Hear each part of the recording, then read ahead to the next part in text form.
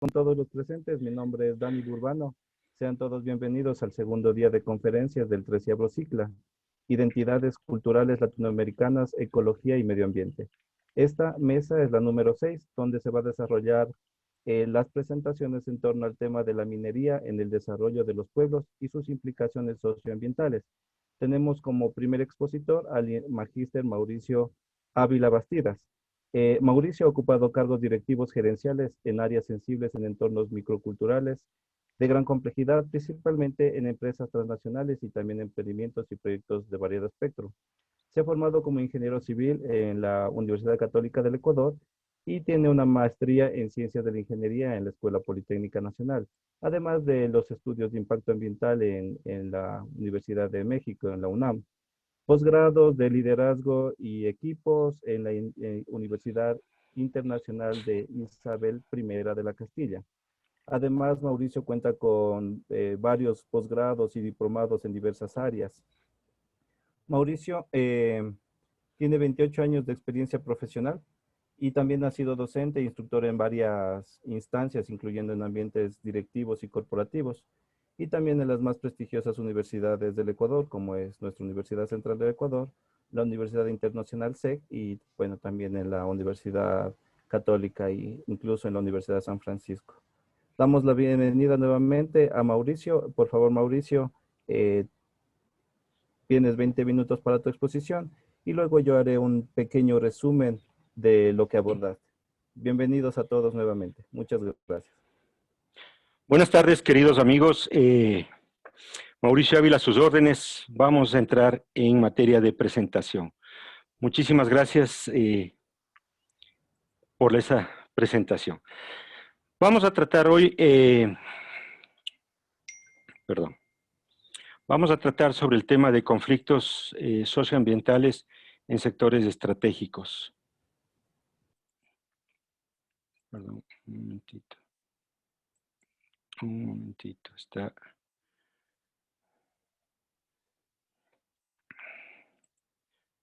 Estoy...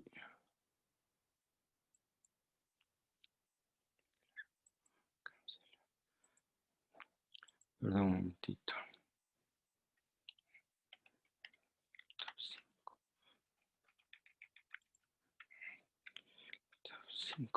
Alguna cosa me pasó en este momento y no me permite salir de la pantalla. No me permite compartir la pantalla por alguna extraña razón. Hasta que Mauricio Perdón solucione, por... les invito a realizar sus preguntas por medio del chat interno del Zoom. La ingeniera Jessica Reynoso es la que les va a enviar en este momento un link para que ustedes puedan llenar el formulario, por favor. Gracias. Ya. Sí, Mauricio. ¿Está ya la pantalla compartida? Por favor, ¿me confirman? Sí, Mauricio. Perfecto, bien. Vamos a tratar sobre el tema de conflictos socioambientales en sectores estratégicos. Muy bien, vamos a pasar. Algunas definiciones, no me voy a quedar mucho tiempo en esto, pero algunas definiciones. Conflicto, crisis, ¿no? Conflicto tiene relación con todo lo que es roce, alguna situación de choque, desacuerdos, desavenencias. Crisis es cuando estamos en un contexto donde puede haber pérdidas muy importantes, muy serias, como es la vida humana, pérdidas ambientales irreparables, la continuidad de un negocio y puede estar situaciones sociales muy, muy fuertes, hablamos de crisis. Conflicto socioambiental, el término ambiental, todo lo que nos rodea, la parte social, todo el escenario social en el cual nosotros estamos inmersos. Sector estratégico es aquel que ha sido definido como tal dentro de una planificación de un programa. Este puede ser dado a un sector estratégico a nivel nacional, como en nuestro caso que tenemos el tema de petróleo, el tema de minería, el tema de transportes, el tema ambiental, el tema de electrificación y el tema comunicaciones como sectores estratégicos, ¿no? Pero existen diferentes definiciones y este sector estratégico, si bien me he referido al tema nacional, también pues existe para los temas organizacionales y los temas personales.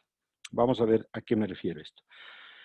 Estas son algunas de las preguntas cuya respuesta posiblemente estarían interesados en conocer, ¿no? Simplemente no voy a dar lectura, pero quisiera pues que la revisen. Para la elaboración de esta charla hice una serie de investigaciones, consultas y encuestas a varios grupos sobre estas preguntas. ¿Cuáles son las principales causas de los conflictos? ¿Cuáles son las dificultades más importantes a la hora de gestionar estos conflictos? Y todo eso. Estos tres tipos, digamos, grupos de enfoque que fueron dados, es grupos de la sociedad civil, grupos de ONGs o amigos que están en diferentes ONGs relacionadas con los temas ambientales, los temas sociales, y también personas que han manejado los temas de conflicto desde posiciones de autoridad o como líderes comunitarios. Las respuestas que se tiene a todos estos han sido bastante diversas y dependiendo del enfoque y la posición en la que están. Vamos a ver a qué me refiero. No hay una respuesta aún, no la voy a dar, sino simplemente quisiera que cuando ustedes la lean, pues vayan viendo y se vayan dando la respuesta a ustedes mismos y ya van a ver el porqué de esta situación. Bien, vamos entrando en materia. Ámbitos de los conflictos, tenemos diferentes ámbitos. Un ámbito global, regional, es lo que ahora estamos atravesando. El tema de la pandemia, una pandemia que afecta a todo el planeta, donde incluso el resultado de este encuentro es fruto de esa pandemia, esa virtualidad que estamos teniendo y nos permite estar conectados y tenemos esta oportunidad. Casos de cambios o conflictos globales es los temas de cambio climático, el calentamiento global, el abatimiento de la capa de ozono, el tema de la posibilidad de un invierno nuclear, son ámbitos de cambios, crisis o conflictos globales. Tenemos también estos tipos de conflictos a nivel internacional. A nivel internacional son aquellos que atraen mucho la atención pública generalmente y tienen que ver como el caso del derrame de crudo en el Golfo de México, el caso de Exxon Valdez, el caso de los incendios forestales que se han dado en Australia, en California, son temas que tienen connotación internacional. Igual los incendios que se han dado en la Amazonía últimamente y de forma reciente, lamentablemente, son crisis a nivel internacional. A nivel nacional también estos conflictos sociales y ambientales pues los hemos tenido y tenemos casos como ha sido, por ejemplo, el de octubre de hace 2 años, donde hubo un levantamiento que significó graves consecuencias para la nación. Estos conflictos también o crisis los tenemos a nivel organizacional o empresarial y hoy estamos muy influenciados por estos o muy afectados como sociedad por estos cambios. Empresas que cierran, empresas que quiebran, que tienen que rehacer organizaciones, despidos, fusiones, cambios muy serios a nivel organizacional, es algo del día a día. Y otro tipo de conflicto que es muy importante es a nivel personal. Este posiblemente es una de las bases muy importantes dentro de lo que es la gestión de conflictos. Como mencionaron, pues yo he estado en posiciones gerenciales en varias empresas, en proyectos de desarrollo, y aquí se ve la importancia que juega el rol personal en el tema de los conflictos. Y a eso es a lo que me voy a dedicar y tiene una aplicación muy importante en los temas de los conflictos socioambientales. A nivel de conflictos personales tenemos nosotros, por ejemplo, los temas falta de empleo, problemas de salud, desavenencias incluso conyugales, con los hijos, con los padres, el tema de pérdidas fuertes, pérdidas económicas, accidentes de diferente índole. Esos son casos de conflictos. Y dado que la persona es el centro y núcleo de la sociedad, lo que pase a la persona pues repercute en todas las escalas que se tienen. Una cosa importante dentro del conflicto es la comunicación. El conflicto tiene siempre implícito aspectos comunicacionales. En las preguntas que yo mencioné al inicio, estos conflictos tienen un eje o un denominador común, que es el tema comunicacional. Casi siempre, ya cuando la conversación se desarrolla, llegamos a que hay problemas en el tema comunicacional. Y siempre el tema comunicacional es importante en la gestión de estos conflictos. Y es aquí donde me voy a detener justamente. Desde la ontología del lenguaje, nosotros somos seres lingüísticos. La ontología es el estudio del ser, ¿no? Dentro de mi formación está el de ser coach ontológico y es allí también donde voy a dar este enfoque, que espero que sea, que les llame a la reflexión y sobre todo al diálogo interno. Algunas formas de comunicación que nosotros tenemos es el habla, la lectura, la escritura y la escucha. Cuando somos niños nos enseñan a hablar, nuestras primeras palabras, mamá, papá, teta, después nos enseñan a leer en la escuela, después nos enseñan a escribir. Cuando hablamos después seguimos cursos de oratoria, expresión vocal, arte escénico, lectura. También podemos perfeccionarnos con lo que es lectura dinámica, lectura comprensiva, escritura. No solo aprendemos a escribir, sino a escribir bien, y esto nos dan caligrafía. Veíamos antes caligrafía inglesa. Pero el tema de la escucha, esto nadie nos ha enseñado.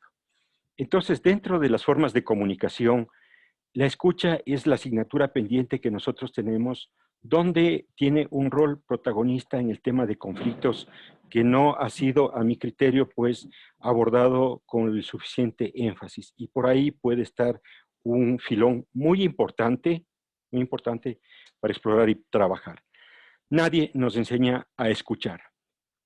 ¿Con quién nos comunicamos? Primero nos comunicamos con los otros. Es la comunicación que estamos teniendo, por ejemplo, este momento, yo me estoy dirigiendo a ustedes y estoy hablando.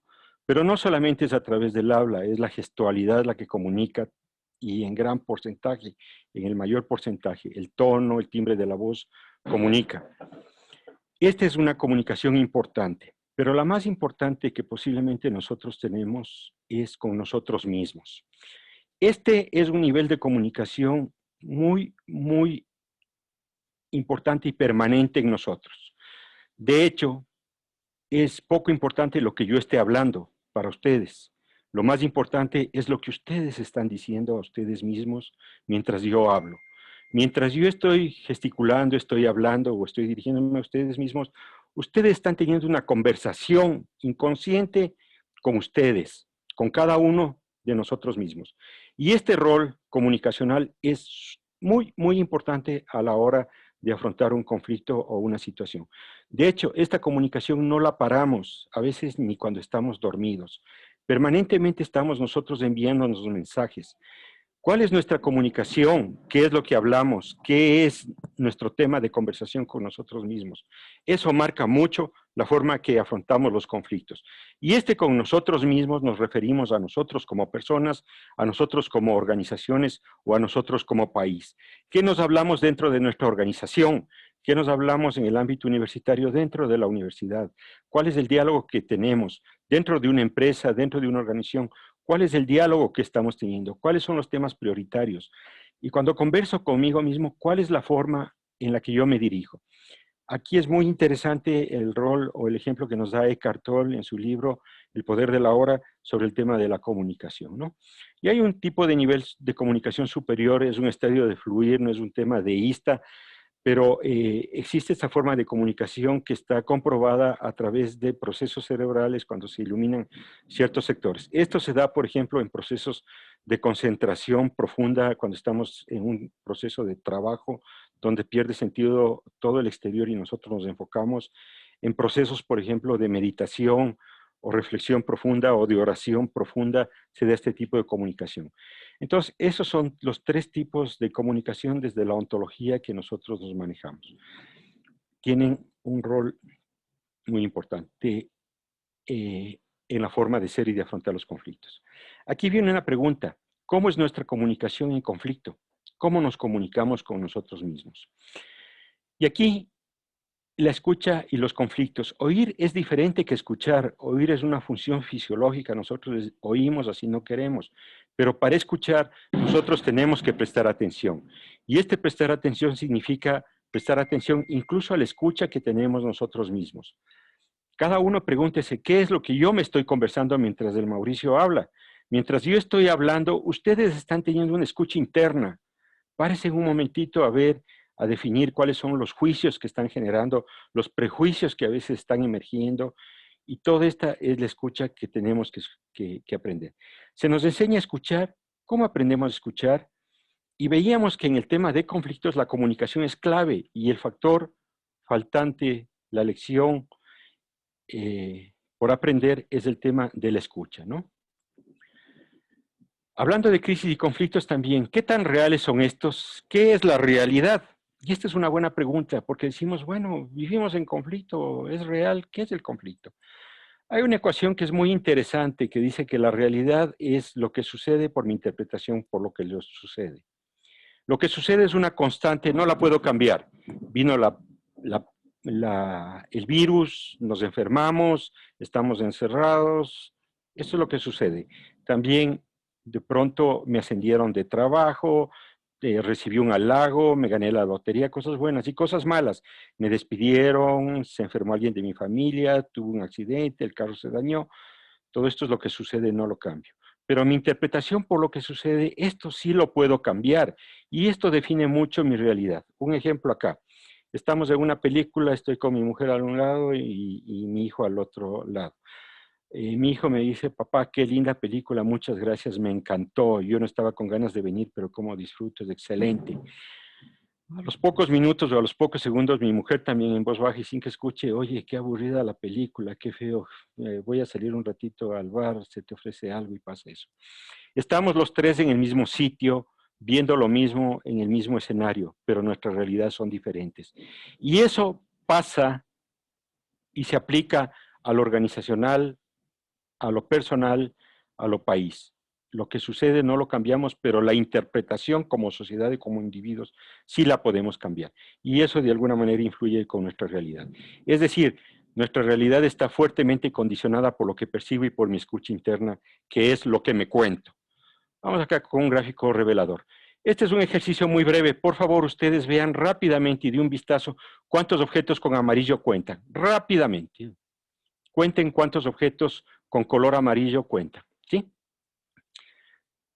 Listos. Muy bien. ¿Estamos listos? ¿Cuántos con amarillo encontraron? Dirán 3, 5, 7, no sé. En realidad son 12 objetos con amarillo. Pero aquí viene la pregunta. ¿Cuántos con grises encontraron? Hay 14 objetos con gris. ¿Cuántos zapatos hay en el gráfico? Hay 2 zapatos en el gráfico.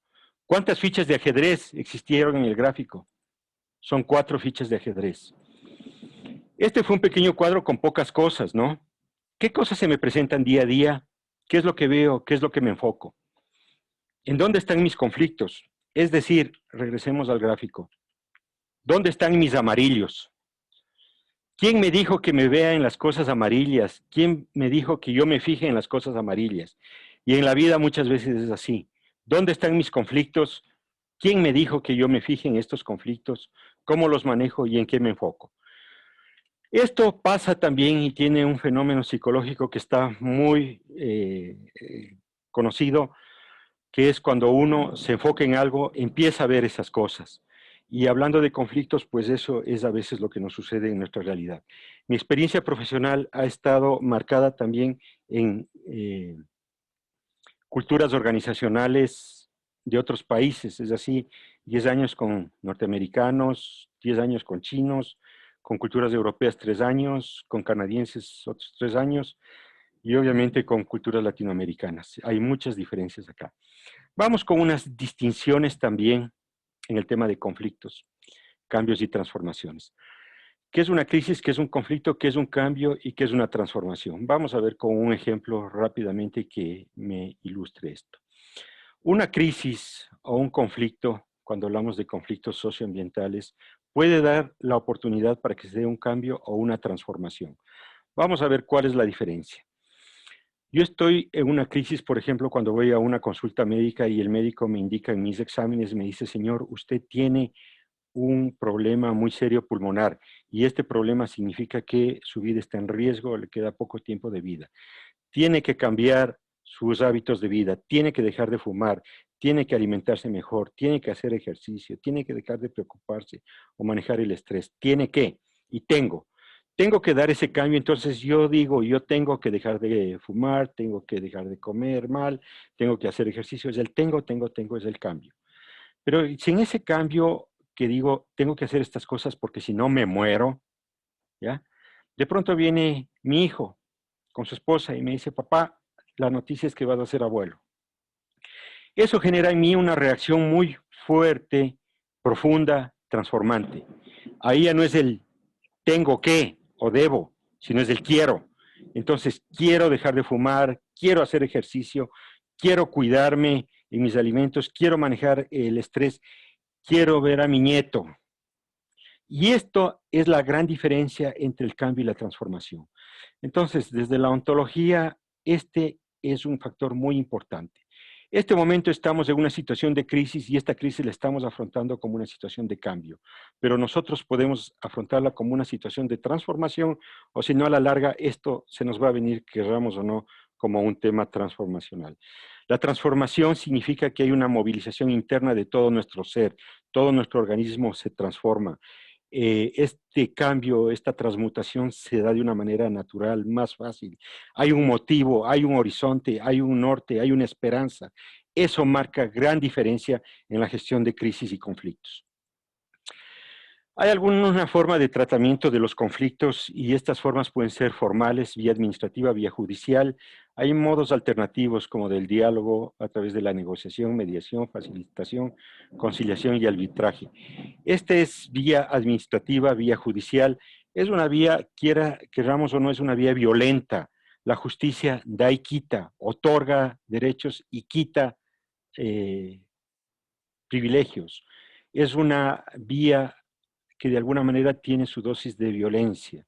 Estos métodos alternativos dentro del proceso de crisis pues son interesantes y manejables. Y existe también otra serie de herramientas a través del coaching, mentoría y consultoría que nos otorgan una serie de herramientas para el manejo de estas situaciones a nivel organizacional, a nivel personal y también, pues, ¿por qué no a nivel nacional? Veamos algunos estilos de solución de conflictos cuando el objetivo es muy importante y cuando el objetivo es poco importante en el eje vertical, cuando la relación es muy importante y la relación es poco importante, la relación con los otros, ¿no? El conflicto siempre vemos es una relación, una situación que se da entre dos partes.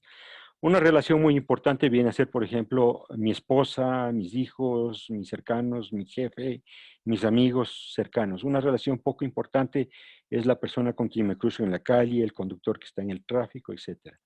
Cuando el objetivo es muy importante, puede ser un objetivo de vida o muerte, un objetivo de un daño inminente a la naturaleza, un daño de afectación severa a ciertos grupos. Un objetivo importante también puede ser el quiebre de una empresa. Un objetivo poco importante es, pasó esto y no pasa nada. Algunos ejemplos, una relación muy importante y donde yo puedo complacer, por ejemplo, mi esposa me dice, mira, está mal lavado esto, o la cama no está bien tendida, o esto, ¿qué hago? No me pongo a discutir, no me pongo a pelear, simplemente complazco y lo hago de nuevo. Un ejemplo de evadir es una relación poco importante y el objetivo es poco importante. Estoy en mi vehículo circulando y alguien de atrás me pita con ese desenfreno, esa fuerza y me da coraje, me da iras. Pero ¿qué hago? No me pongo tampoco, ni me detengo, sino simplemente vado ya, dele, vaya y me voy más. Si es que alguien me agrede, alguien me insulta y eso, es una relación poco importante, no tengo nada que perder, me voy. Un objetivo importante es, por ejemplo, cuando tengo que colaborar, estoy en un proceso dentro de una empresa con la comunidad donde voy a convivir con ellos 20, 30 años de acuerdo a un contrato. Y la relación es muy, muy importante. Depende también la relación, el bienestar o los objetivos empresariales de esta relación. El objetivo es importante, la relación muy importante, entonces viene la colaboración.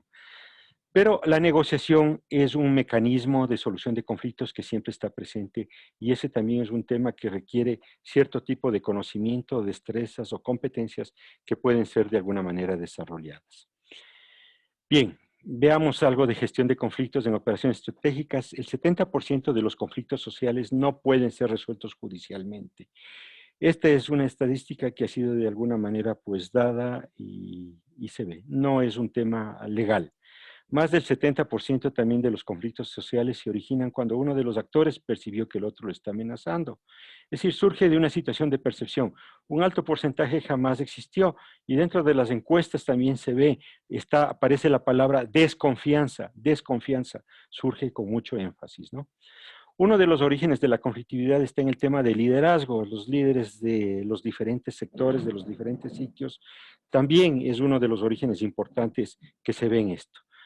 Aquí es muy importante la toma de decisiones. Entonces, nosotros, ustedes, porque veo aquí mucho gente estudiantil, mucha gente joven, La reflexión, el análisis es un factor muy importante y para gerenciar o tomar decisiones se necesita pensar.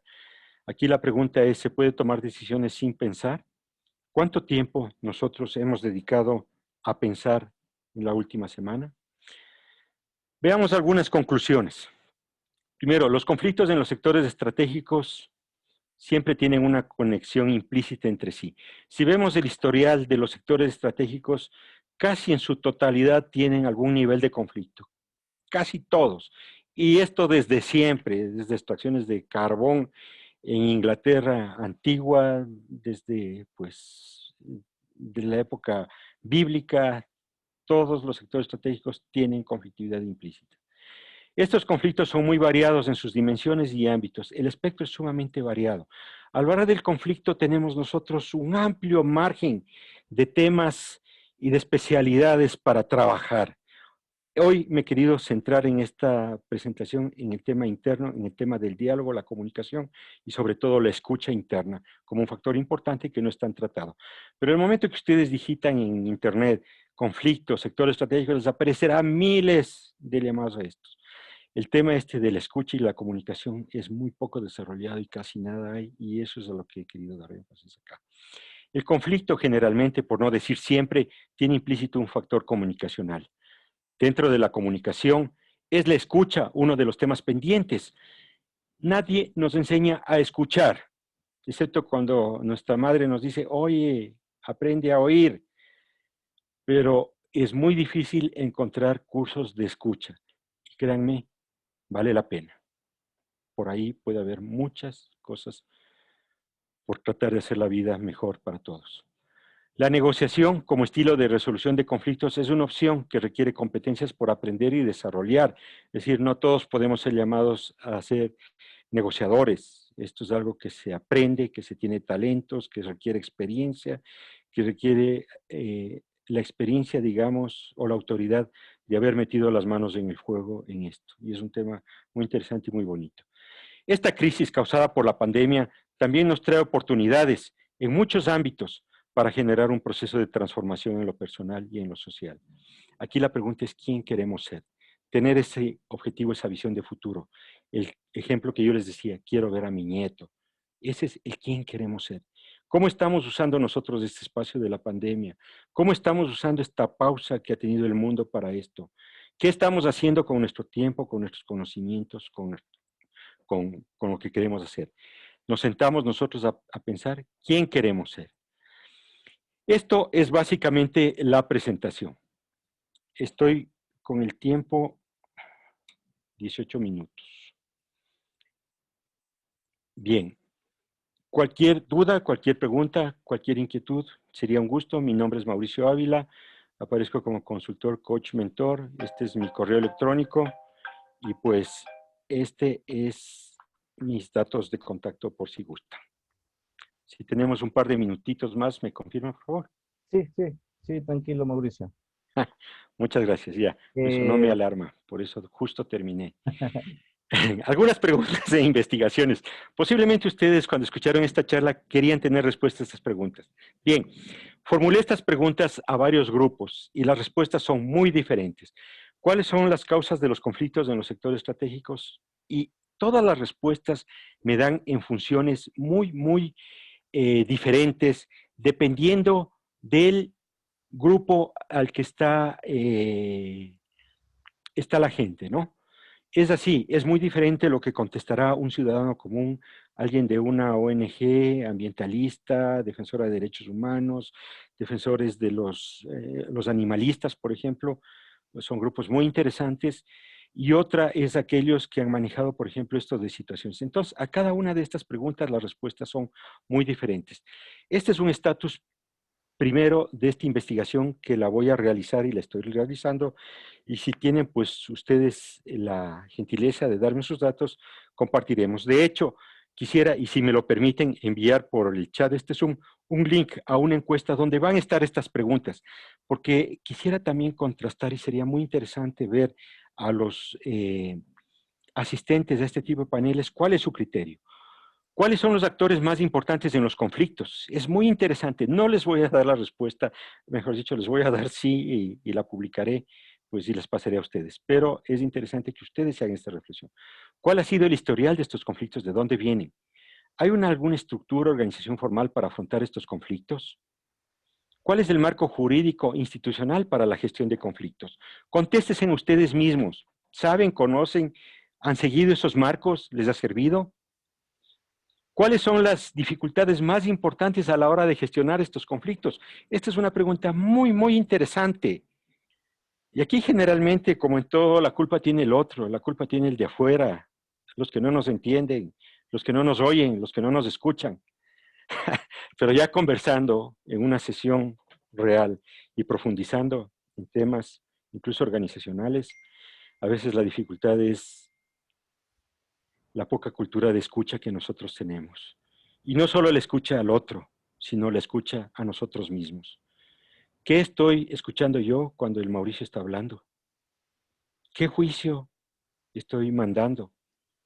Y esa es la escucha más importante, la escucha que tenemos con nosotros mismos. Y eso es algo que también se aprende, que se le hace consciente, que se le desarrolla, igual que la escucha por los demás. Entonces, a veces las dificultades están también, y a veces en gran parte, en este lado. ¿Hay alguna receta para la gestión adecuada de estos conflictos? Esto les anticipo, no la hay, no la hay. Si hubiera, ya no habría guerras, ya no habría problemas y ya no habría dificultades a nivel de la humanidad. No hay una receta, pero sí hay forma de manejarlo. De hecho, al conflicto hay varios métodos, se lo puede minimizar, se lo puede anular, se lo puede transferir, se lo puede monitorear o se lo puede pues asumir, ¿no? Son 5 vías para la gestión de conflictos, pero una receta para la gestión adecuada no la hay. Y también la pregunta es, ¿algún mensaje sobre el tema de conflictos socioambientales en sectores estratégicos? Esta pregunta que la he venido haciendo también a lo largo de este tiempo es muy interesante y marca en lo que fue el sentido de esta presentación. La presentación es, señores, comunicación y dentro de la comunicación es la escucha como la asignatura pendiente que todos nosotros tenemos. Eso es, mi estimado Dani. No sé si tienen alguna Gracias, pregunta. Mauricio. Sí, las preguntas van a ser en el último set, al último. Lo que voy a hacer es una especie de resumen. Mauricio nos habló sobre los conflictos socioambientales en sectores estratégicos, nos habló sobre las definiciones, conflictos y crisis, el conflicto socioambiental y el conflicto en sectores estratégicos, y además de su relevancia en temas organizacionales y en temas nacionales. Eh, Pone algunas interrogantes como cuáles son los principales conflictos en los sectores estratégicos, cuáles son sus actores, cuáles son su historia, su estructura, su marco jurídico. Inicia también la presentación enfatizando en el ámbito de los conflictos, la crisis socioambiental, la crisis global, regional, internacional, nacional, organizacional, empresarial y personal. Sobre todo nos hablan sobre la importancia del conflicto personal. Nos explicaba que podríamos tener un conflicto de salud, de empleo económico, pero que todo está englobado en relación a la comunicación. La esencia, por esencia, los humanos somos lingüísticos y resalta la necesidad del escuchar.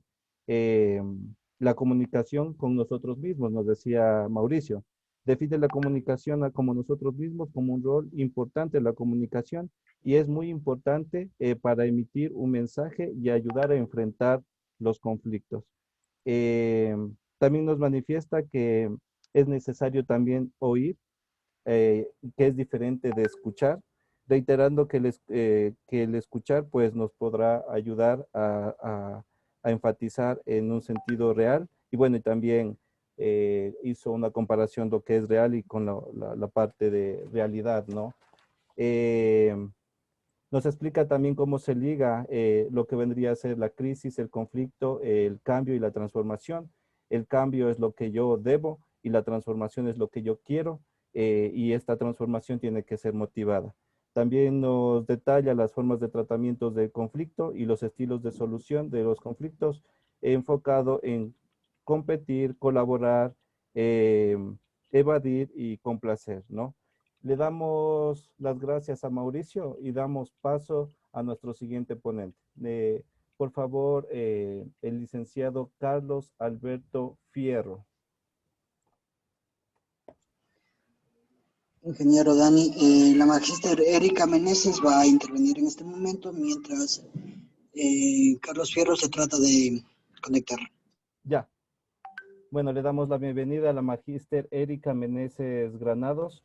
Es una investigadora del Grupo de Estudio de Ecología Política y Justicia Jurídica y maestrante en el desarrollo de la Universidad Pontificia Bolivariana. El tema son prácticas de resistencia en el extractivismo y relaciones hidrosociales de los campesinos de los movimientos ecoterritoriales del municipio de Frodinia, Antioquia. Le damos la bienvenida a Erika. Hola, bueno, muy buenas tardes para todas y todos. Mi nombre es Erika Meneses. Primero, agradecer al seminario por la invitación. Y bueno, voy a iniciar con la presentación. ¿Me confirman, por favor, si se ve la presentación? ¿Sí? Sí, Erika. Perfecto. Listo. Bueno, para corregirte que el grupo es un grupo de estudio de ecología política y justicia hídrica. Listo. Bueno, entonces empiezo. Esta es mi presentación, prácticas de resistencia al extractivismo y relaciones hidrosociales de los campesinos de los movimientos ecoterritoriales del municipio de Fredonia, Antioquia. Yo soy antropóloga, en el momento estoy cursando mis estudios de la maestría en desarrollo y lo que voy a presentar son los avances de mi proyecto de tesis, de mi anteproyecto. Bueno, el sábado 18 de septiembre de 2017, el paisaje del Parque de Fredonia, ya ahorita les cuento dónde queda Fredonia, en el departamento de Antioquia, se vio interrumpido por dos carteles que se alzaban en la base de la iglesia. No a la minería, sí al agua, y el agua vale más que el oro. Alrededor del parque un grupo de campesinos, algunos por cuenta propia y otros pertenecientes a diferentes asociaciones y movimientos en defensa del territorio, reafirmaban lo que clamaban las voces, sí al agua, no a la minería. Así iniciaba el cabildo abierto que la población había convocado para protestar ante el proyecto minero que adelanta en el territorio Gold Mining Inc., una multinacional canadiense. Estas son algunas frases que nos dicen los campesinos del municipio. Este es un pueblo capicultor, entonces ellos dicen que ellos son cafeteros. Fredonia es un municipio ubicado sobre la cordillera central, en el suroeste del departamento de Antioquia. Aquí vemos Antioquia ubicada en Colombia, y aquí el sureste antioqueño. Y el municipio de Fredonia sería este, que está dividido políticamente en 3 corregimientos y en 34 veredas. La población es principalmente rural. Aquí se encuentra en la cuenca principal es Amagacín y Faná, son 25 quebradas aproximadamente, y son afluentes del río Cauca, que es uno de los principales ríos de nuestro país, y suministra agua a los pobladores humanos y no humanos, de las veredas que están alrededor, y otras que se encuentran por fuera de esa área que se ve plasmada en este mapa. El Puxia es la quebrada Sinipaná, como el territorio que da la quebrada Sinipaná. El río Polanco sería el color verde, y el que es así como ese colorcito rosado más oscuro es el río Amagá. Bueno, entonces estas vertientes, este territorio es un territorio que es muy montañoso, y entonces las vertientes atraviesan estos cerros. Uno es Cerro Bravo, que es el que ven en la fotografía, y allí se localizan diferentes fuentes de agua para los acueductos en el territorio, y también está Cerro Las Nubes y Cerro Combia, que hay un historial, digamos, de derrumbe porque el suelo es muy inestable. Estas montañas hacen parte de lo que el geólogo Richard Silitoe clasificó como el cinturón de oro del Cauca Medio, pero que las comunidades del suroeste antioqueño han reivindicado como cinturón occidental ambiental. voy a hablar más o menos de en qué ha consistido el mercado de Colombia en el mundo. Y es que durante la colonia la minería era como la principal fuente pues, de ingresos de nuestro país. En el siglo XIX, Colombia trataba de incursionar en el mercado mundial, tenía diferentes productos agropecuarios que no fueron muy exitosos y posteriormente llega el café, que logra posicionarse y potenciar el desarrollo del país a finales del siglo XIX y ya en el siglo XX. Y en el municipio de Fredonia se erigieron haciendas y se expandió la caficultura pues en muchas fincas del territorio.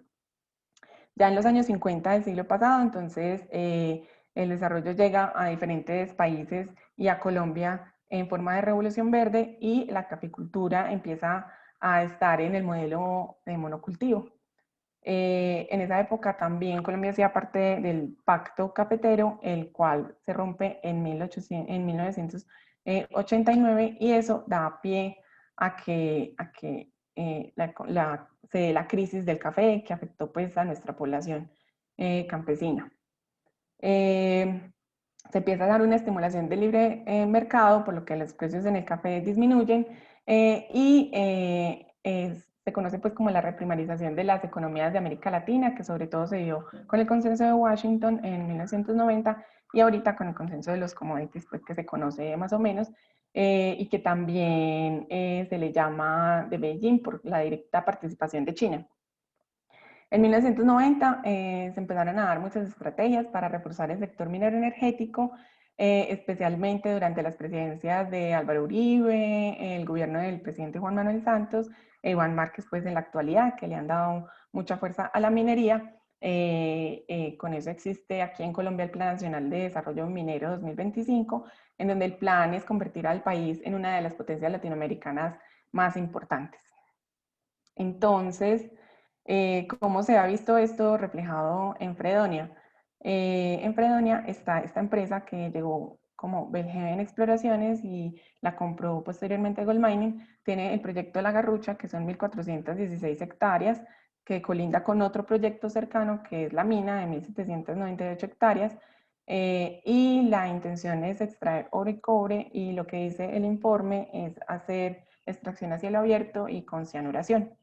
Cerca también está Jericó. Jericó es un municipio donde también está la Anglo Ashanti y tiene este proyecto de Quebradona que ya vamos a ver por qué es importante. La población que vive cerca del área donde se encuentra actualmente la multinacional Gold Mining ha denunciado la contaminación de las fuentes hídricas que abastecen a los acueductos veredales y la desaparición del lago del colegio del corregimiento de la mina.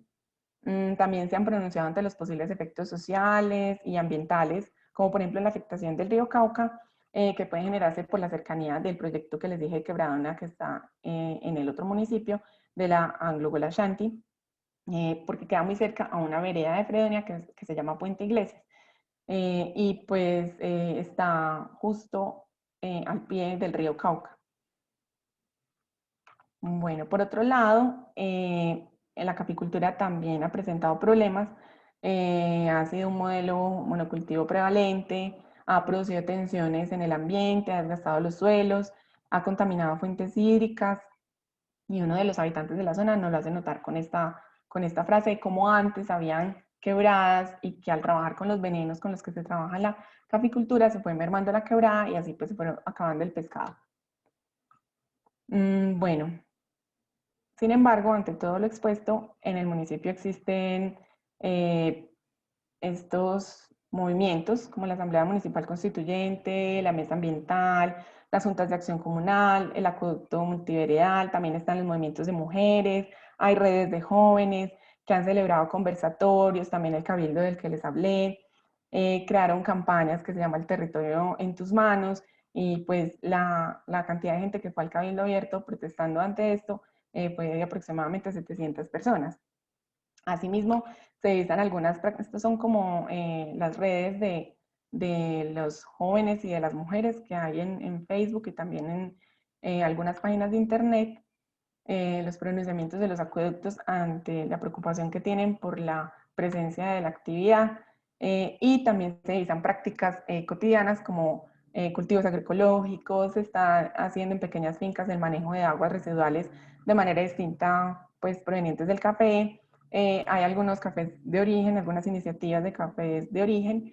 Se está dando la gestión comunitaria del agua en diferentes partes pues, del municipio. Entonces, en ese sentido, yo planteo esta pregunta de investigación. ¿Cómo las prácticas de resistencia de los campesinos de los movimientos ecoterritoriales del municipio a través de la transformación de sus relaciones hidrosociales, ya ahorita les hablaré de este concepto, ante las actividades extractivas que se han dado entre los años de 1990 y 2020 han generado o no alternativas al desarrollo extractivista? Estos son mis objetivos. Y bueno, este es el estado del arte, como la revisión que se hizo a través de la búsqueda de diferentes bases de datos. En estas diapositivas voy a presentar los autores y las ideas más relevantes, que si bien están por separado, no sé si logran ver ahí como esta parte es de los extractivismos, ¿cierto? Siempre están pues los textos atraviesan los diferentes conceptos, lo que enriquece la investigación. Con respecto al extractivismo, se encontró que son actividades que cogen impulso desde los 2000 en América Latina, con mucha fuerza en Colombia en el sector minero energético. Se ha relacionado con contaminación, también con limitación a la población en cuanto a la accesibilidad a las fuentes hídricas y al despojo de tierras, que es un problema que tenemos muy fuerte aquí en nuestro país. Y es compatible también estos hallazgos con el agroextractivismo. Con respecto a las relaciones hidrosociales, varias investigaciones empiezan a tener en cuenta la relación del agua con las formas en que los grupos sociales la gestionan y cómo también la manera en que se relacionan con el agua representa valores culturales y simbólicos, determinando cómo una comunidad se relaciona con ella y cómo se relaciona con el resto de su entorno. En ese sentido, el agua se ha convertido también en un símbolo de resistencia. Estos estudios empiezan a mostrar cómo también los grupos sociales, a partir de su cotidianidad, desde la individualidad, desde el pensamiento del derecho al agua, empiezan a defender sus territorios a partir de la preocupación ambiental, de la preocupación por sus fuentes hídricas, por su autonomía, su identidad, y desde un profundo sentido comunitario que ha sido como el fuerte también de las mujeres campesinas y de las mujeres indígenas. ¿Por qué es importante este tipo de estudios? La intensificación del sector extractivo en América Latina ha generado pues como conflictividades y tensiones y en el 2019 en Colombia fueron asesinados 64 activistas ambientales que han estado pues defendiendo la tierra, el agua y muchos de ellos están relacionados con problemas mineros. Por otro lado, también es importante mirar las relaciones, la transformación de las relaciones que la gente ha tenido con el agua a raíz de los cambios que hay en sus territorios de actividades económicas. Y un asunto urgente que se ha convertido para las comunidades, visibilizar y denunciar los impactos socioambientales y sus resistencias, que a veces sienten que están invisibilizados y que no se tienen en cuenta como sus preocupaciones.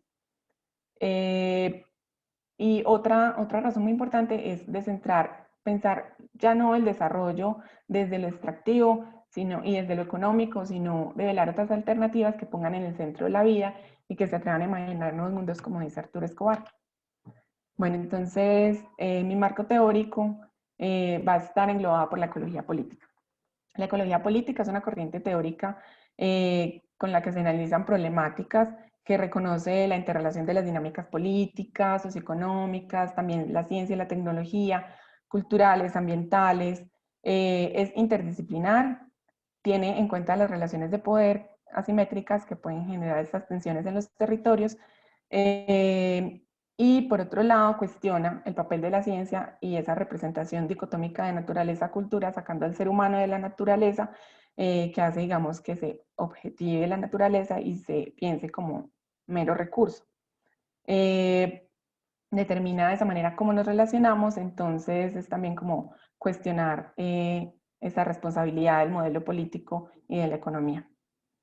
El concepto de extractivismo va a ser entendido como esas actividades que se hacen en territorios que terminan siendo sobreexplotados por empresas extranjeras o no, que también pueden ser empresas de aquí de Colombia, que transforman la naturaleza en capital financiero y que estos son transferidos, tanto lo extraído como las ganancias, a lugares diferentes de la extracción. Además de eso, genera impactos locales como contaminación o difícil acceso a las fuentes hídricas. Las relaciones hidrosociales es un concepto que trata de entender el agua más allá de su materialidad y de lo biofísico, sin perderlo de vista, sin perder de vista este componente, sino también verlo como relación, como discurso, como sentido y significado, también desde lo cultural. Y este concepto pues da a entender la manera en que las personas también pueden relacionarse, digamos, con el Estado, con el derecho, con la economía, con la política y con la naturaleza a través del modo en que comprenden el agua que está en sus territorios. Por eso también la manera en la que la utilizan a veces entra en conflicto con la manera en la que actores externos, digamos como Estado, como empresas, quieren utilizarla. Bueno, los conceptos de resistencia y de reexistencia se van a ver desde el giro postestructural de las ciencias sociales, mirando los aportes de James Scott y Arturo Escobar, donde se resalta la cotidianidad, los saberes propios de las poblaciones locales como fuentes de procesos de lucha y de resistencia, y también ver esa preocupación por su ambiente que tiene que ver con lo que Enrique Leff llama racionalidad ambiental y lo que Marisela Esmampa llama como el giro ecoterritorial.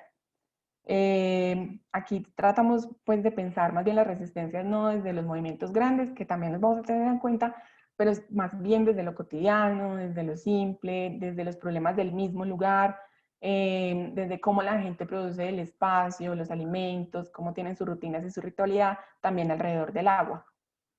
Y las alternativas al desarrollo también tienen como este enfoque desde los saberes locales, ese reclamo desde su autodeterminación y autonomía y cómo pueden transformar, pues cómo su visión de desarrollo da otras alternativas. Algunos ejemplos son el buen vivir, que son biocéntricos, tienden a ser comunitarios, y resaltan la sensibilidad y la espiritualidad, sin dejar pues todo esto por fuera y descentrándose precisamente de lo economista. Bueno, esta es mi metodología. El paradigma va a ser interpretativo comprensivo, crítico, y me voy a enfocar en la etnografía, sobre todo pues por la descripción densa, una interpretación no etnocéntrica que trata de estar situada. Por el problema que tenemos ahorita del COVID, pues yo tengo contacto con la gente de Fredonia desde hace mucho rato, digamos que parte de mi familia es parte del territorio también, por lo que pues siempre he tenido contacto con gente del movimiento y que se ha estado preocupando por la situación que se está dando en el territorio. Entonces sí pensamos hacer observación participante con entrevistas semiestructuradas, pero apoyándonos mucho también en la virtualidad, dado que a veces aquí pues tenemos limitación para viajar al territorio. Fredonia queda a 2 horas de Medellín, que es la ciudad donde me encuentro. Pensamos apoyarnos en la virtualidad y en la etnografía colaborativa, que pone el acento ya en la colaboración deliberada de las personas, donde también ellos aportan cómo quieren contar lo que está pasando en el territorio, cómo quieren denunciarlo, qué cosas piensan hacer, y pues que yo estaría ahí como una investigadora ciudadana, como lo dice Miriam Jimeno. Ya estas serían las fases de mi investigación. Una primera fase de revisión de fuentes secundarias y entrevistas virtuales a expertos de historia de la región, también en agronomía y en historia ambiental. Una segunda fase de observación participante y conversaciones con campesinos mayores del territorio que me pueden contar, digamos, cómo era la relación con el agua anteriormente, cómo la están viendo ahora, qué han visto que ha pasado a través de su relación con el café, su relación con lo que ahora llega de la minería. También se piensa hacer una tercera fase de etnografía virtual de las páginas, de los grupos, pues, de los movimientos sociales, también del grupo de WhatsApp, que ya los movimientos tienen un grupo, entrevista a los diferentes movimientos, así como los campesinos que nos puedan contar y crear narraciones de la manera en que ellos lo crean más adecuado. Pueden ser audiovisuales, pueden ser escritas, como ellos lo prefieran, de cómo son sus relaciones, cómo son sus resistencias a través del agua y qué se imaginan ellos en su territorio más allá de lo que se les ha impuesto en estos últimos años. Por último, no descartar los dilemas éticos. Como dice Margarita del Olmo, los dilemas éticos tienen que ver con las relaciones que en cada momento se establecen y por lo tanto no hay soluciones universales, pero hay que tener un diálogo constante con los integrantes de los movimientos, reconocer la importancia de esta información y lo delicado que puede llegar a ser. Por eso está la confidencialidad y el consentimiento informado. Como dije, soy investigadora ciudadana, soy parte del territorio de Fredonia, por lo cual voy más allá de la extracción academicista y me ubico más como en un activismo y entender los tiempos y el accionar de la comunidad, así como lo que nos trae el COVID, por lo que la metodología debe ser flexible y esperar que no se comprometa y hacer todo lo posible para que no se comprometa la realización de la investigación. Ya empezamos con algunas revisiones de las páginas de internet. Yo ya viajé un día al territorio, tuve contacto con la gente, ya estamos pues moviéndonos en este cronograma. La idea sería terminar el otro año. Y listo, muchísimas gracias.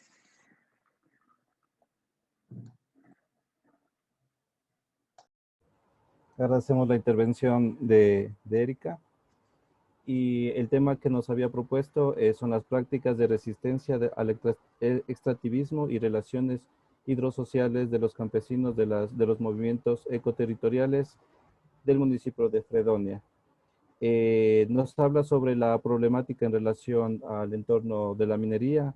Inicialmente nos engloba la ubicación, lo que es correspondiente a la hidrogeología, nos detalla sobre la cronología de la economía en Fredonia, donde sus inicios fueron básicamente la minería. También nos enfocó sobre el Plan Nacional de Desarrollo Minero hasta el 2025, que lo plantea Colombia. Nos habla sobre los proyectos mineros en torno a la ciudad.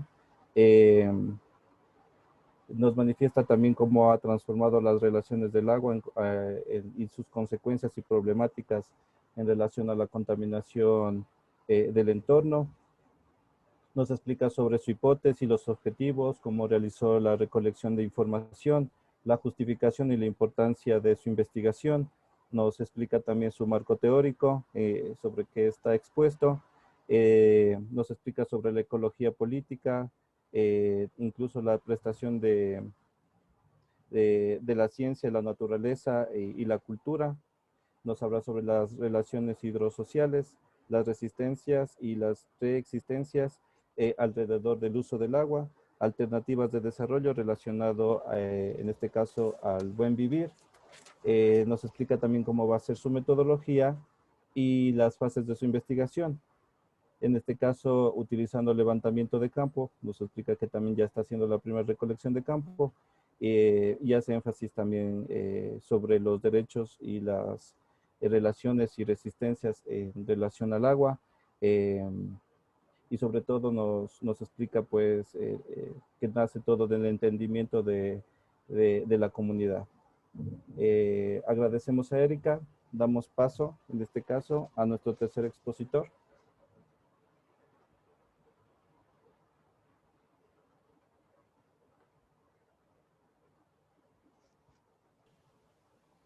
Carlos Fierro. Buenas tardes. Carlos. Hola Carlos, ¿cómo estamos? Muy bien, todo muy bien. Licenciado Carlos Fierro es un negociador y capacitador en técnicas de manejo de conflictos socioambientales, especialmente relacionados con temas ambientales de conservación en industrias extractivas. Ha participado como negociador principal en varios procesos de empresas internacionales y pobladores locales. Ha dictado más de 40 seminarios, cursos, talleres sobre técnicas de manejo de conflictos y negociación colaborativa en empresas de ONGs, gobiernos e indígenas en países de la región andina. En este caso damos la bienvenida a Carlos con su tema minería artesanal en concesiones de gran escala. Este es un caso de estudio. Por favor, Carlos, bienvenido. Bueno, muy buenas tardes con todos y un agradecimiento especial a los organizadores por haberme invitado a exponer en esta reunión, en este taller tan importante. Bueno, yo voy a exponer un caso respecto a la regularización de minería artesanal en concesiones de empresas de terceras empresas, así que si puedo comenzar a compartir la pantalla. Sí, Carlos. Ya está habilitado. Sí. Ok. Se ve ahí.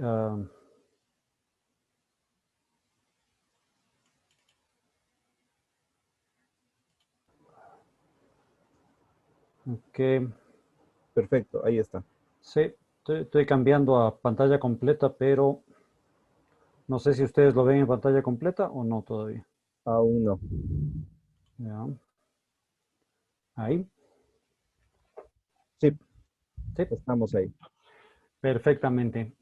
Bueno, voy a hacer esta charla que en realidad tiene muchísimos más elementos de lo que yo voy a exponer ahora, pero voy a hacer a intentar hacer un compendio de lo que es un estudio de casos sobre regularización de minería artesanal en concesiones de terceros en el Ecuador. Es un proceso que se está dando desde hace varios años y tiene, como en todo, bemoles, ventajas, dificultades y sobre todo la necesidad de que esto se convierta en un proceso que nos pueda dar una alternativa a un problema grave que existe en el Ecuador, que es la minería irregular, la minería informal y en muchos casos todo esto constituyendo minería ilegal. Bueno, en primer lugar, como contexto, nada más decirles que la minería artesanal en el Ecuador es una actividad ampliamente difundida en muchas partes del país, obviamente donde hay recursos mineros disponibles para la minería artesanal, y que es una actividad que a la vez ha sido vista como una oportunidad de desarrollo, especialmente para aquellas personas con menores recursos, pero que sin embargo al mismo tiempo ha sido satanizada como una actividad que trae un grave deterioro ambiental, un deterioro social, un deterioro comunitario y en muchos casos afectaciones directas a la vida de la propia población que se ha dedicado por una u otra razón a estas actividades. La minería artesanal en el Ecuador es una minería, llamémosle así, ancestral, ¿no? Todos los pueblos indígenas de una u otra manera han minado oro. En el Ecuador eso no era un tema extraño. Desde hace muchísimos miles de años ha habido minería de oro de forma artesanal en el país. Basta recordar que el escudo del Banco Central del Ecuador es un sol de oro.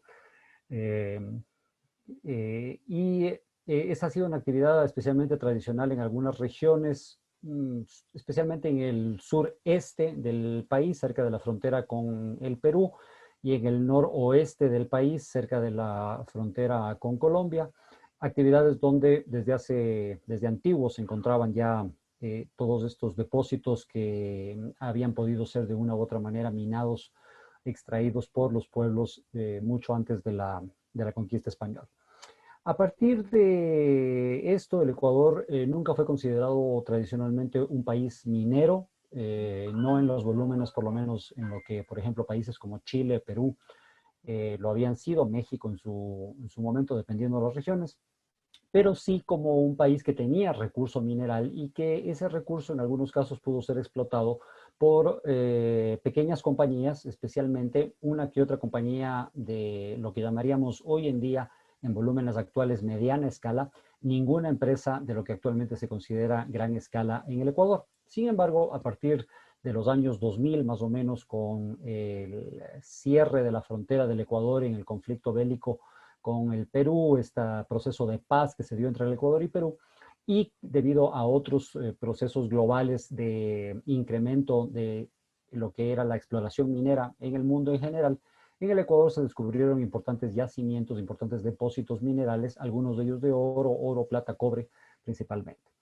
¿Qué es lo que ha ocurrido? Que buenas partes de las extensiones de las provincias tradicionalmente mineras del Ecuador han sido concesionadas a empresas de gran escala y estas concesiones, al ser de exploración, son concesiones que en algunos casos tienen varios cientos o miles de hectáreas, y estas zonas arrojaron también el descubrimiento de algunos depósitos importantes en el Ecuador. Por ejemplo, el depósito de Fruta del Norte, que es el proyecto minero en proceso más grande del Ecuador.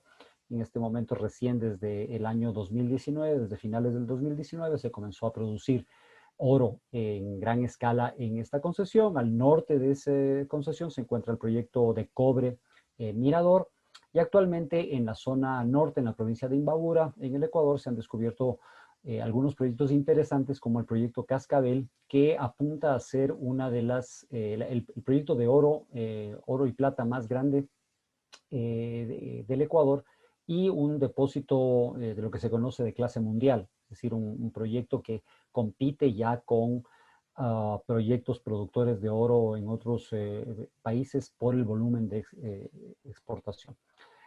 Dicho esto, la actividad minera artesanal también se ha incrementado en el país, evidentemente por varios factores. Uno de ellos, la crisis económica; otro de ellos, la subida de los precios de los commodities. El oro, recordemos que desde hace algunos años, en el año 2009, 2010, llegó a máximos históricos de más o menos $1.900, y esto se repitió por onza, ¿no? Esto se repitió en agosto pasado al topar la barrera psicológica de los $2.000 por onza en el mes de agosto pasado, en plena pandemia, ¿no? Esto ha hecho que se constituya un incentivo sumamente grande para aquellos mineros artesanales que conocen o conocían ya de la localización de varios depósitos, pero que estos depósitos, en este caso actualmente, se encuentran ubicados dentro de áreas que están ya concesionadas a empresas. Entonces, esta minería artesanal, mucha de la cual en el Ecuador es informal, lo que hizo fue dirigirse a esas concesiones de empresas para tratar de extraer recurso dentro de estas áreas concesionadas. Hay que recordar que la minería artesanal en el Ecuador es bastante informal, normalmente ha carecido de permisos, ha tenido una serie de dificultades, digamos, para ser regularizada. Y es una minería que se realiza, si bien la ley lo dice, con instrumentos portátiles y manuales, lo que haría pensar en cómo se hacía la minería hace varios siglos ya, con los famosos platón, una pala, una cubeta, una barreta. Hoy en día en realidad se realiza de una manera más tecnificada. ¿Cuál ha sido principalmente la característica de esto? Existen dos tipos de minería en el Ecuador. La una es la minería que se realiza en zonas aluviales, ahí tenemos una foto, ¿no es cierto?, en ríos, lechos de ríos, y la otra, la minería en pequeños túneles. La una se considera minería aluvial, que es el oro disuelto ya de previos depósitos a través de siglos, milenios, en el agua, llevada a los cauces de los ríos; y la otra, la minería que se extrae de roca, que se llama minería de primarios, en la cual ya se hacen justamente los túneles para llegar a los depósitos mineralizados, poder extraer la roca, molerla y luego hacer la liberación del oro contenido en esa roca. ¿Cuál ha sido la principal dificultad ambiental, principalmente respecto a la minería artesanal en el Ecuador? La contaminación, ya que esta minería se hace utilizando generalmente mercurio. Este mercurio, bien sea por fallas en el proceso, por falta de tecnología suficiente, normalmente ha terminado regándose en los ríos y en el suelo, contaminando vastas áreas y produciendo problemas de salud, de contaminación, de muerte de animales y de contaminación y afectaciones de la salud del ser humano aguas abajo. Dicho esto, la problemática, o en qué consiste más bien esta presentación que les voy a hacer, es justamente la regularización de la minería artesanal. Es un proceso para que estas operaciones mineras no regularizadas artesanales, de acuerdo o en común acuerdo con las empresas que son concesionarias en estas zonas, puedan realizar la actividad artesanal, pero dentro de estas concesiones y con las regulaciones del caso. Esto fundamentalmente para concesiones de oro, porque es prácticamente lo único que se realiza minería de manera artesanal en el Ecuador.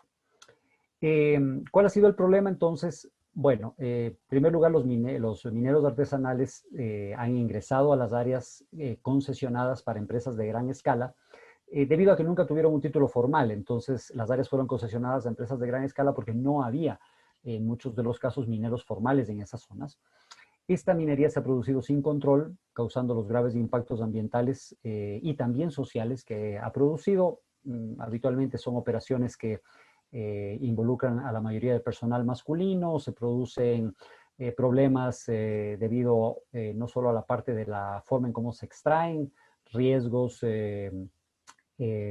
accidentes laborales debido a la forma en la que se extrae este mineral de manera poco tecnificada, a los riesgos ambientales que ya les mencioné respecto a la contaminación de ríos, otros cursos de agua, el suelo, el aire, ya que el mercurio, en el momento en que se extrae la amalgama oro-mercurio, el mercurio se vaporiza, contaminando también el aire. Y obviamente muchos de los daños sociales, no solo ambientales, sino sociales, asociados a esta minería, como pueden ser justamente la delincuencia, el tráfico, la prostitución, etcétera, por la naturaleza en cómo se realizan este tipo de actividades.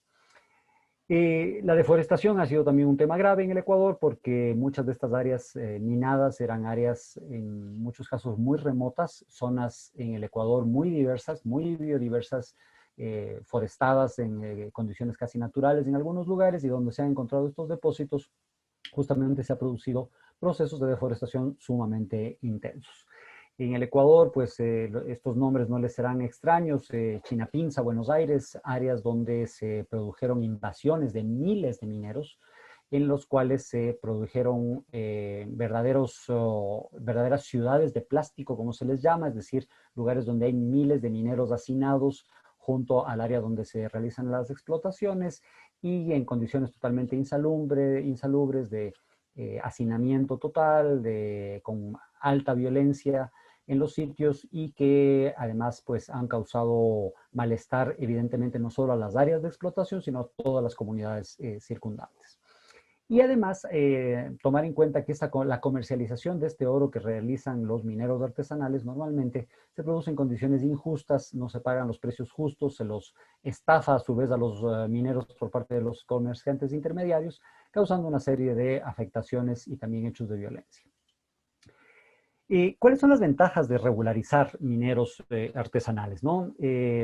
Tal vez algunos de ustedes me dirán, bueno, pero ¿por qué simplemente no se los elimina los mineros, no se los saca de las áreas donde están, no se les prohíbe?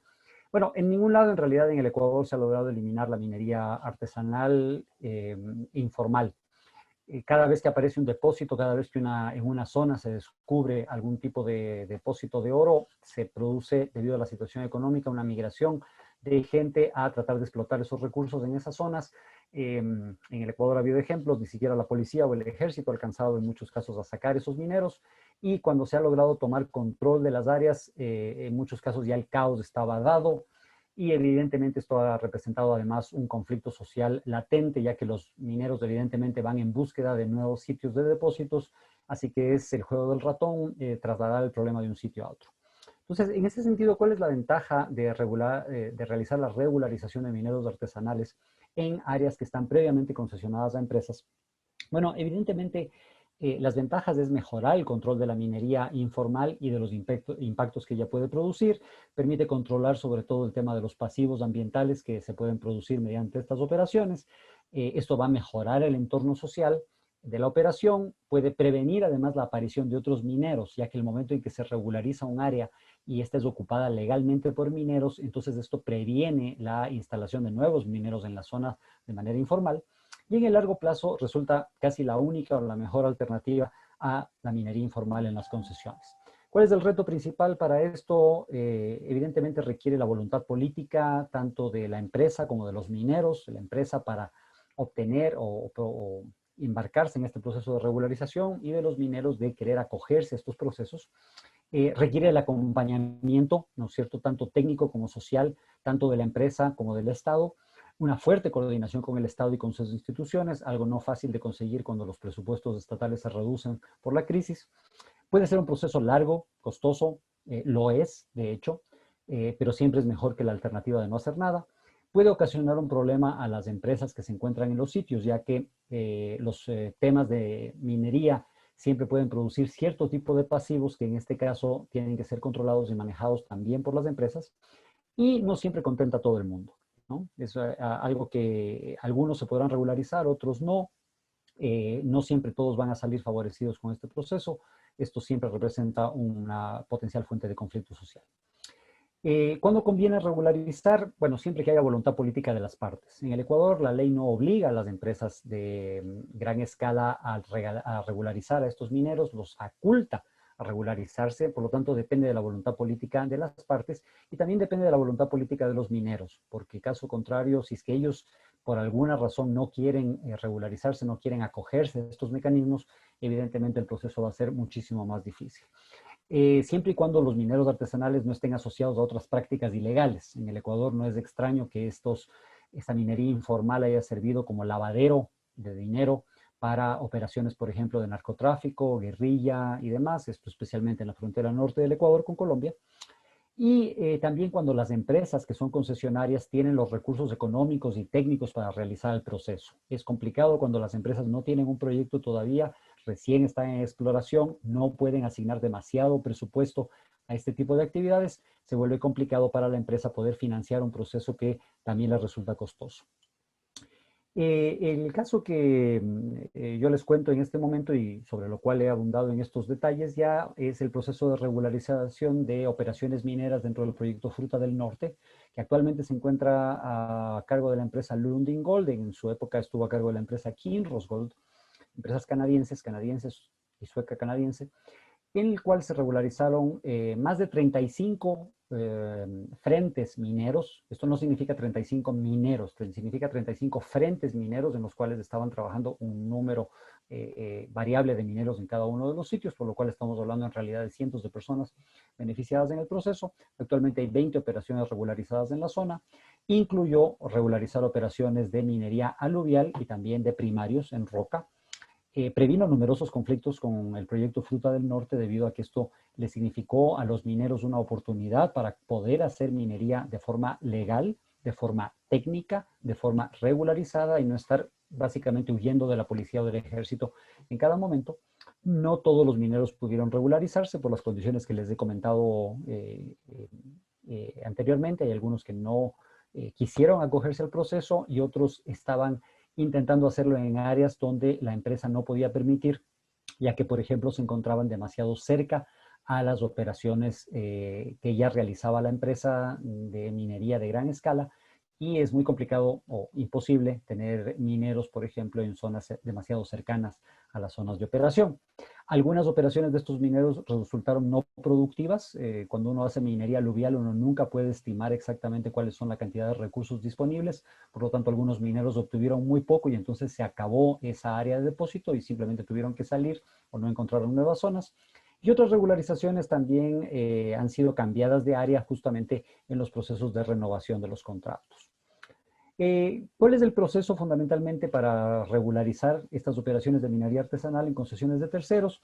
Hacer una identificación de las operaciones informales y un mapeo de ellas. Esto se hace generalmente con vuelo de helicópteros, identificando dónde están las operaciones ilegales.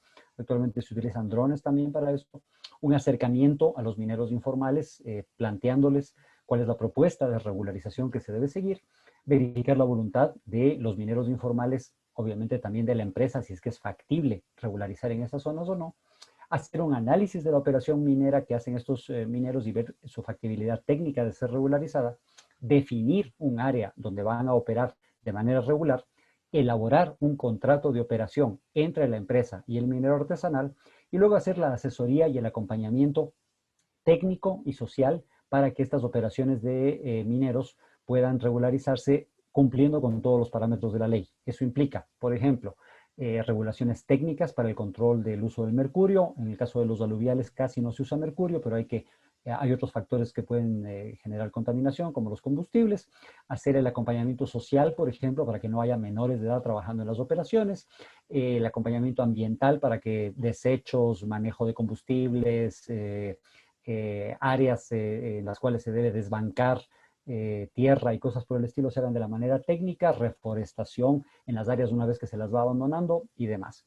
Y llevar adelante esto mediante un proceso de monitoreo ambiental de la seguridad física de la gente, de la seguridad industrial y de todos los parámetros de la tecnología.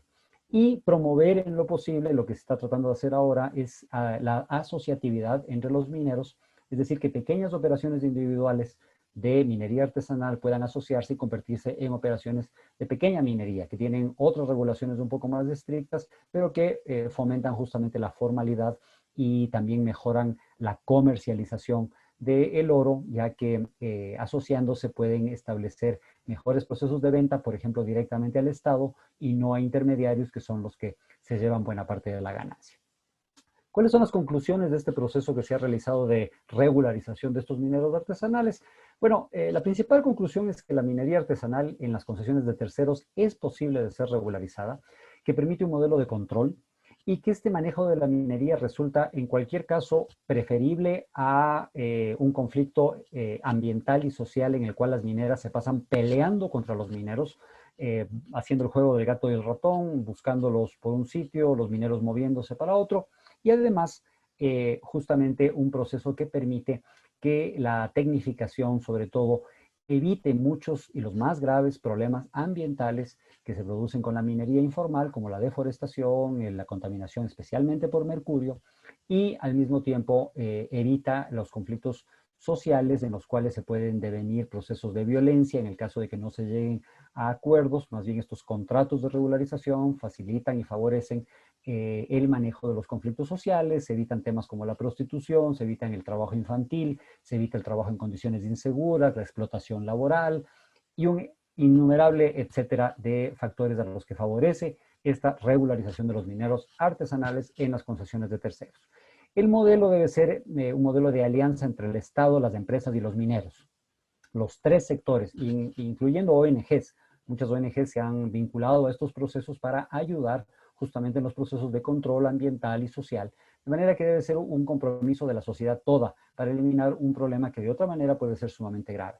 Y requiere, por supuesto, un acompañamiento del Estado, especialmente en la parte de comercialización, ya que el oro, al ser un commodity tan importante, debe justamente más bien favorecer procesos de fortalecimiento social y no procesos en los cuales los mineros artesanales sean vistos simplemente como depredadores del ambiente, que están simplemente minando en condiciones insalubres, malas para ellos, malas para la sociedad, malas para el ambiente, sino que este proceso de comercialización, entre los cuales existen, por ejemplo, el proceso de Fair Mind y Fair Trade de oro, en los cuales se pagan incluso valores premium por el oro, de manera que esto pueda redundar en un beneficio general para la calidad de vida tanto de los propios mineros artesanales como de la sociedad en su conjunto.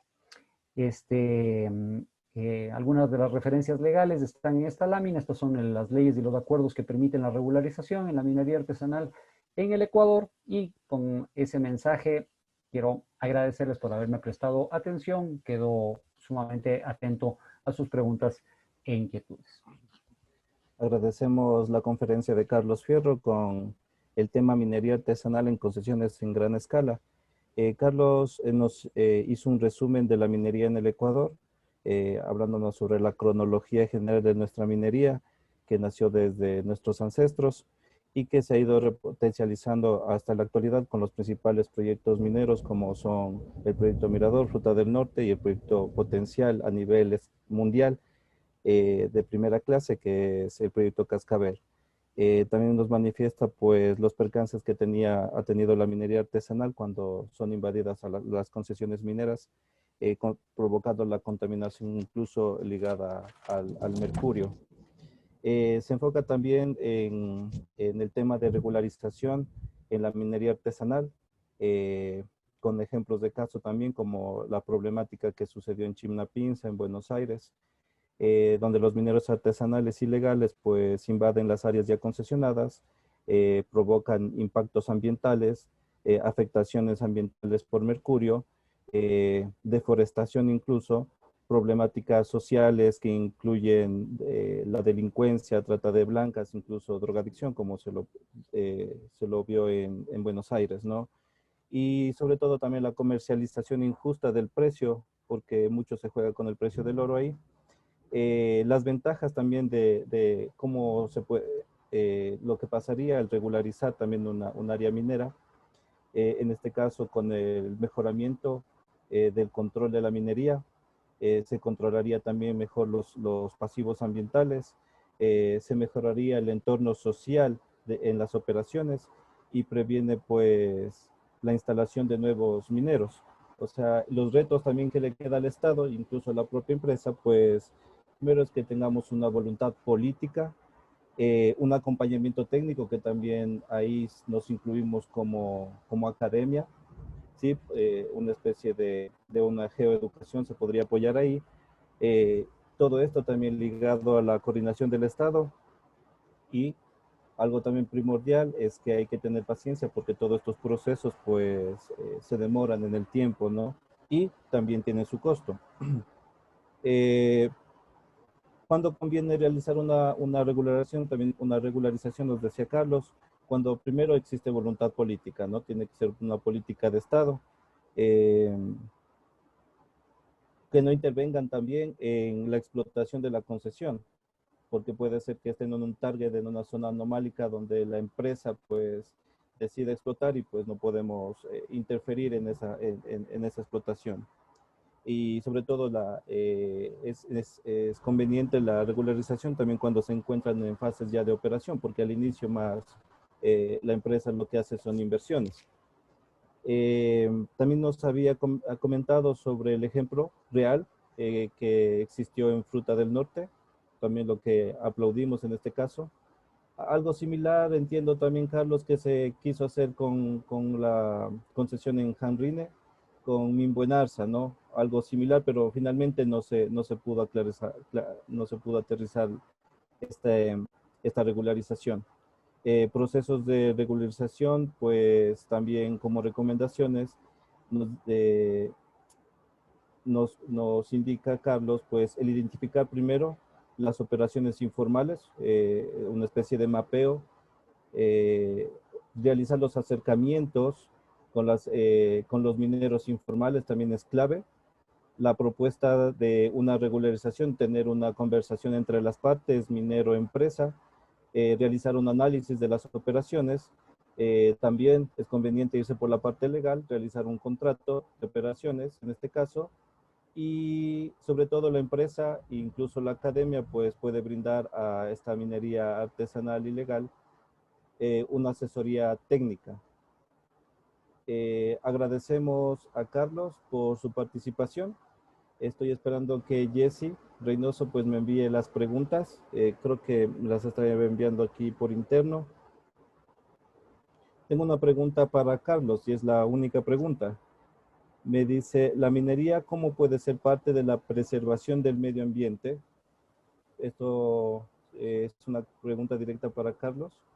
¿La minería cómo puede ser parte de la preservación del medio ambiente? ¿Cómo se puede ligar? Bueno, muchas gracias por la pregunta y evidentemente aquí hay un tema y es justamente lo que tiene que ver con con los principales conflictos que se pueden dar con el tema de la minería. La situación es la siguiente. Una cosa es lo que queremos idealmente y otra cosa es lo que ocurre en la realidad. Donde haya depósitos de oro, va a haber minería en algún momento.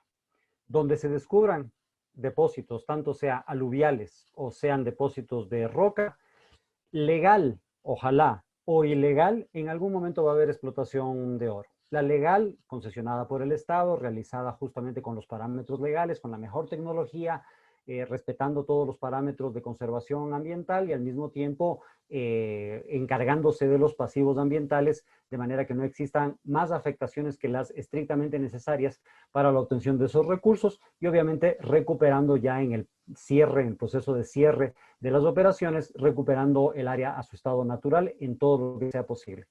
La ilegal, la informal, va a ocurrir de cualquier manera.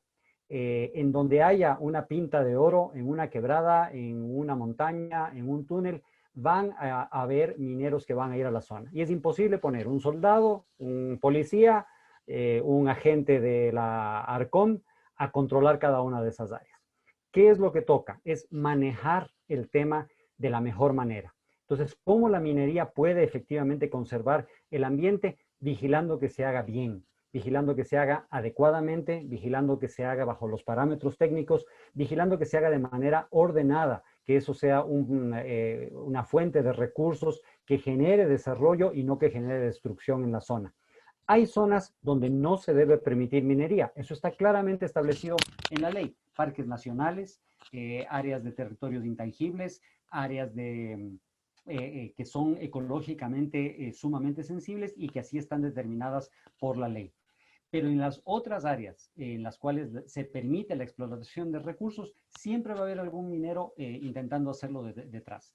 La mejor manera en este caso es poder manejar esas operaciones de forma técnica para que justamente se promueva la conservación. Y pongo un par de ejemplos. En muchas de estas áreas de Fruta del Norte, por ejemplo, se regularizaron mineros que se encontraban en ríos, en cursos de agua. Mineros artesanales que utilizan dragas para sacar el oro. Este oro se encuentra de todos modos en pequeñas pepitas en las arenas del fondo de estos ríos. Estas aguas se extraen con bomba, se pasan por un tamiz, el oro por su peso, su gravimetría que se denomina, es decir, el oro hace más pesado, queda en estos tamices, mientras que el agua con las arenas regresa al cauce de los ríos. Eso puede ser una gran fuente de contaminación si es que se hace mal. En primer lugar, esa operación se puede hacer exclusivamente gravimétrica, es decir, sin la utilización de mercurio. Eso ya es una gran ventaja. En segundo lugar, en la zona se puede trabajar con una serie de sistemas de filtros y piscinas para que el agua, una vez extraído el oro que regresa con arena hacia el río, pueda ser decantada y no cause sedimentación en el río y no afecte la vida marina.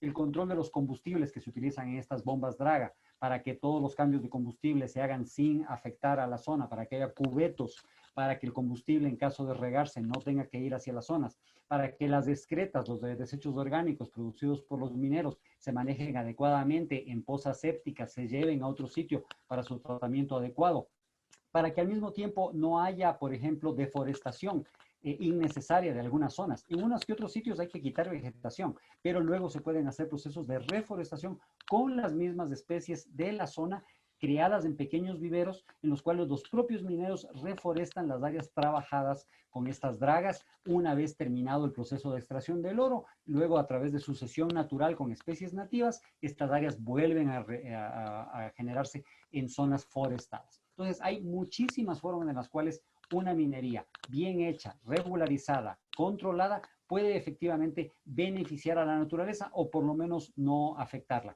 De esto hay varios ejemplos, los pueden ir a ver allá en el proyecto Fruta del Norte y en otras zonas donde se ha hecho la regularización, donde se maneja bien y esto redunda en beneficio y conservación. No toda extracción mineral es destructiva, no es mala y genera recursos. En el caso de en Ecuador hay más de 10.000 mineros artesanales que generan ingreso para sus familias, para su subsistencia.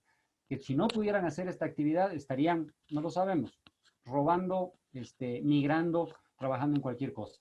Darles una oportunidad justa, tecnificada, para que hagan su trabajo de manera adecuada, es la opción para evitar los daños ambientales y las consecuencias sociales de una minería mal hecha. Esa sería mi respuesta. Muy bien. Bueno, finalmente queremos agradecer a todos nuestros panelistas y a todos los presentes por seguir el 13º evento del CICLA, Identidades, Culturas Latinoamericanas, Ecología y Medio Ambiente. Esta fue la mesa número 6 con el tema la minería en el desarrollo de los pueblos, sus implicaciones socioambientales. Les queremos agradecer a todos por su participación. Que tengan una buena tarde.